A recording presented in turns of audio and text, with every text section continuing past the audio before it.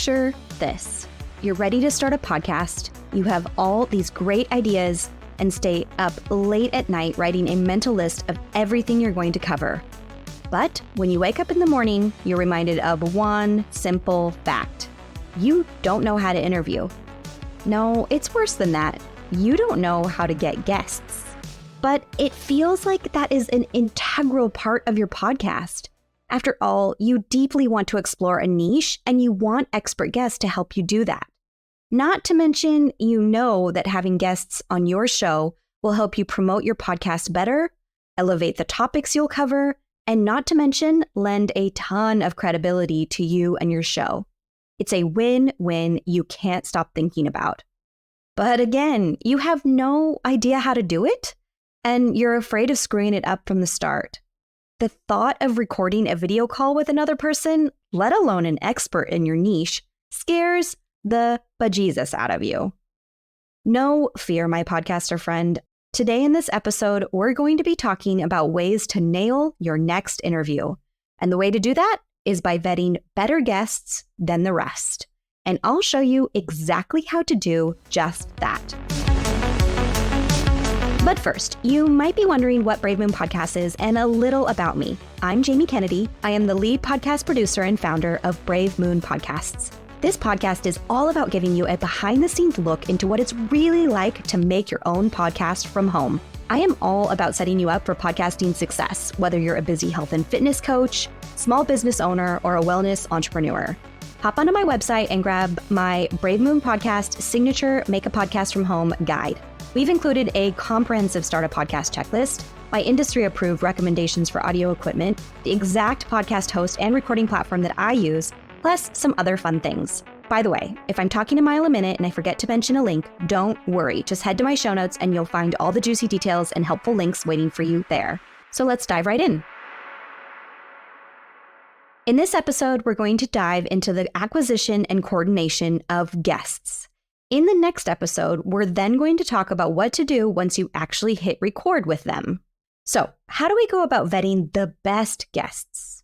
First, let's just tap into something that may feel icky, but I promise will help to hear. The only way you're going to learn to become successful at something is to do it. Your first guest outreach is going to be shaky. Your second guest outreach, a little less. Your third guest outreach will feel better. And it will just keep getting better because the truth is we can prepare and prepare all we want, but ultimately you have to take the plunge. And as you know, I love to share, you have to start before you are ready. Okay, I know that might have felt icky because surely there is a perfect formula out there that you can follow and then you'll vet guests like a pro from the beginning.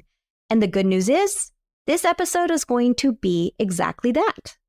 I'm going to give you a great plan to follow when vetting guests. I'm going to give you 5 hacks on how to vet those guests and turn them into yeses. But I said the ick part because the truth of the matter is vetting guests and getting them to say yes is a blend of intuition and strategy. You'll still have to find your rhythm in all of this. You'll still have to figure out what works best for your niche and how your brain works, and how your dream guest's brain works. But don't worry, because I will absolutely give you a great strategy and hacks to skip a few of those first awkward steps. The first step to vetting guests is to create a spreadsheet or a Trello board. Essentially, you need a project workflow system that keeps everything you're up to in one place. Why? Because let's face it, you're going to need a way to jog your memory on who you've approached, what day you approached them, and what stage of the vetting process you are with them. In the workflow, you'll want to include the guest's name, email address, phone number, website, social links, topics you'd like to discuss with them, plus the date you reached out to them first, follow-up date, when the interview is scheduled for, plus coordination efforts like guest bio and photo. Okay, it's a lot to unpack here, but it will be worth it to have this all in one place. I do have a spreadsheet template you can borrow from me, and I'll include a link to that in my show notes. Okay, so now you're ready to find potential guests. first and foremost, I highly recommend going on the listening apps and reviewing podcast guests that are already on there.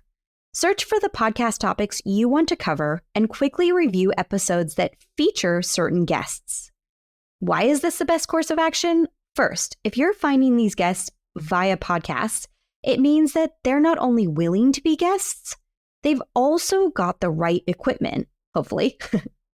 You know going into it what their sound quality will be like, how they speak, and whether their opinions and values align with yours.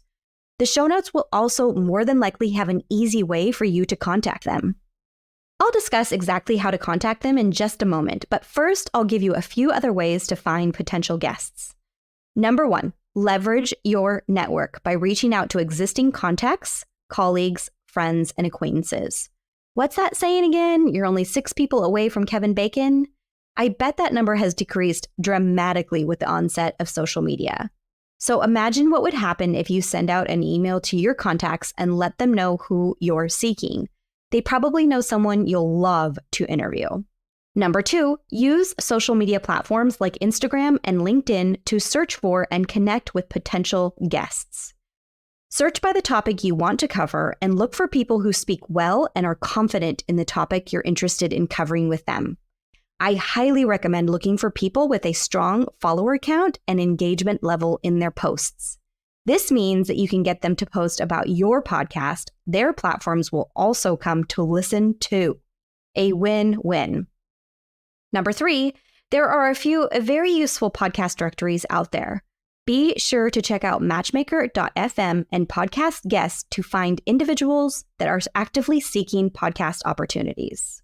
I also have a Facebook community group called Podcaster Community for Health and Fitness Professionals. I'll leave a link for that in the show notes. Please join us and network with fellow health and fitness podcasters.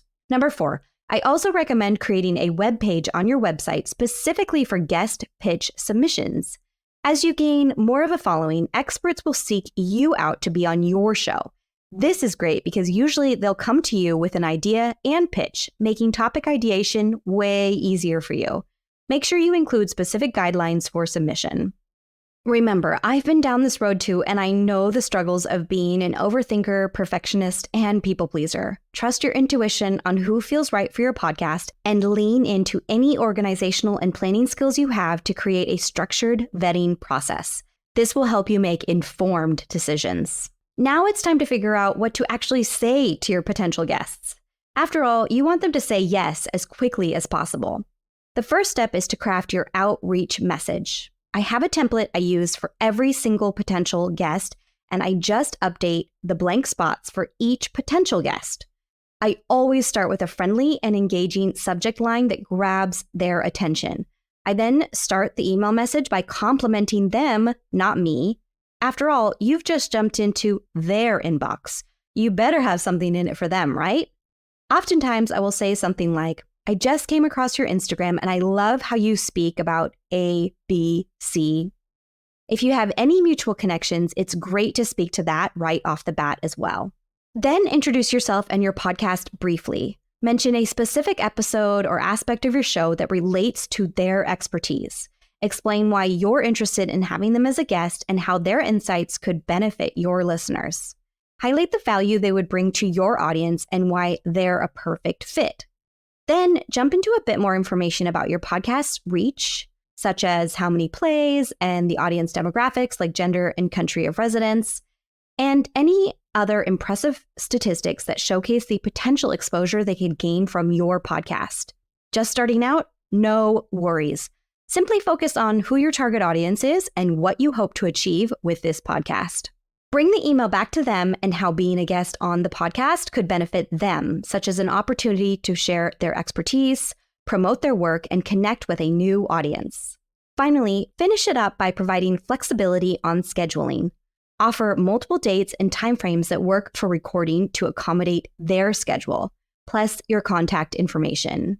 Better yet, link them with your calendar, such as Calendly, so that they can find a time that suits straight away. Remember to keep the message concise and respectful of their time. And I know it goes without saying, but I'm a perfectionist, so please avoid any typos or errors in the message. If spelling and grammar is not your strong suit, don't worry at all. I highly recommend Grammarly. My husband and I both use it religiously to craft emails. It's amazing. So now you just hit send. The best place to hit send is email. If you don't have their email address, then try looking for a contact form on their website. If that fails, send them a private message on Instagram, LinkedIn, Facebook, or another social platform. However, just remember that oftentimes if you're not friends already or following each other already, those messages will go directly to spam. So if you do it that way through a social media platform, be sure to comment on their latest post and let them know you've sent them a direct message. This will help them to find it. Now, the key here is to follow up. People get busy. It happens. It is not a reflection on you and your podcast at all. So if you don't receive a response within a week or two, always send a follow-up message to express your continued interest and willingness to work around their schedule. One little extra tip: building a genuine relationship and showing a sincere interest in their expertise can significantly increase your chances of securing them as a guest. Approach potential guests with respect, enthusiasm, and a clear understanding of how their participation will contribute to the value of your podcast. Engage with their posts on social media without asking for anything. Reach out for a coffee date. See what happens. 5 hacks to avoid common mistakes that new podcast hosts make when vetting guests. Hack number 1. Do not, I repeat, do not neglect diversity. Embrace diversity in your guest lineup. Don't limit yourself to your comfort zone. Your podcast will thrive on different perspectives, so reach out to guests from various backgrounds and industries to bring a well-rounded experience to your listeners. Hack number 2. A key mistake is ignoring the alignment between your guest and your podcast theme. Your podcast theme is what attracts your listeners, mainly because you hold similar values. So don't be swayed solely by a guest's popularity. Make sure their expertise and values align with your show to create a seamless and valuable conversation. The last thing you want is to alienate your listeners by choosing a guest who makes them feel badly about who they are and the values they hold. Hack number 3, do a pre-interview chat. This is a golden opportunity that's often missed. Finding a genuine connection to your guest is key to a successful interview. Not to mention, you can prep your guest for what's to come. It's not fun to edit an interview where a guest stumbles or pauses for long periods of time because they weren't prepared. Take the time to chat with your potential guests before the recording. This will not only help prepare the guests, but also will build rapport and help you gauge their communication style and energy. One expert tip: make sure when you're starting the actual interview that your guest knows to act as if this is the first time you spoke. Oftentimes, when you've had a pre-interview chat, a guest will say things like we were talking about before, or I know I mentioned this to you already, but what this does is take the listener out of the story, giving them a chance to disconnect from the conversation. It's much better for a listener to listen to an episode as if all 3 of you are part of a brand new conversation. Hack number 4, you need to always consider the impact your guest will have on your listeners. Avoid the mistake of overlooking your listeners' interests and needs. Vetting a guest solely based on personal interests may lead to a mismatch with your audience's expectations. Balance is key. Hack number 5, don't fall into the trap of neglecting thorough research. As a solopreneur, your time is precious, so make the most of it. Dive deep into your guests' work, achievements, and recent endeavors. This not only helps you craft insightful questions, but also showcases your dedication to providing value to your listeners. I hope you're feeling inspired and ready to vet better guests for your podcast. Until the next episode, keep those conversations flowing and keep being the amazing creator that you are. And as always, remember to stay consistent, stay passionate, and keep it real. Happy podcasting.